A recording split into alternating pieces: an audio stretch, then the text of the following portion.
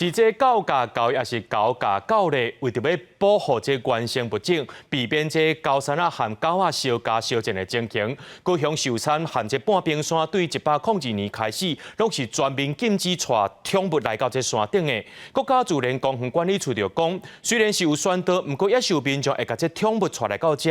去年拢总有开出6张的罚单，其中一个民众因为伊是累犯，加重处罚，罚3000块。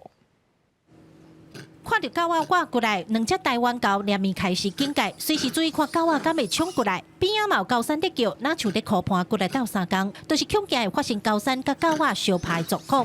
高雄寿山公园是禁止民众带宠物来公园爬山，除了避免狗甲狗的冲突，嘛是要减少一寡人甲动物共通的传染病，亲像家走、红糖等等，这都有可能会经过狗仔传染给主人。 不一定要跟野生动物接触，它其实在草地上滚一下，或是怎样，它其实身上就会带了一些传染源的东西回去。那回去了以后，不止狗狗会生病，其实它是人畜共通的疾病的时候，有时候也会传染到饲主。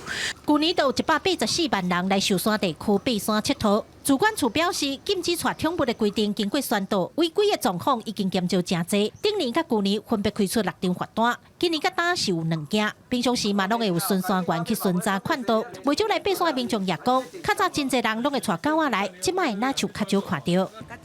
是拢带时拢去看到狗那会小肥安尼尔。现在的野狗很多，他们带上去的比较少。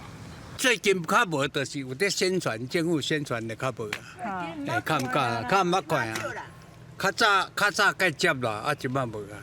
主管处强调，禁止的宠物唔是干那狗仔，只要是无属于公园原生动物的，民众带来遮拢是违规，罚款1500块，若是累犯也会加重处罚，变成3000块。记者柯家族区教育高雄采访报道。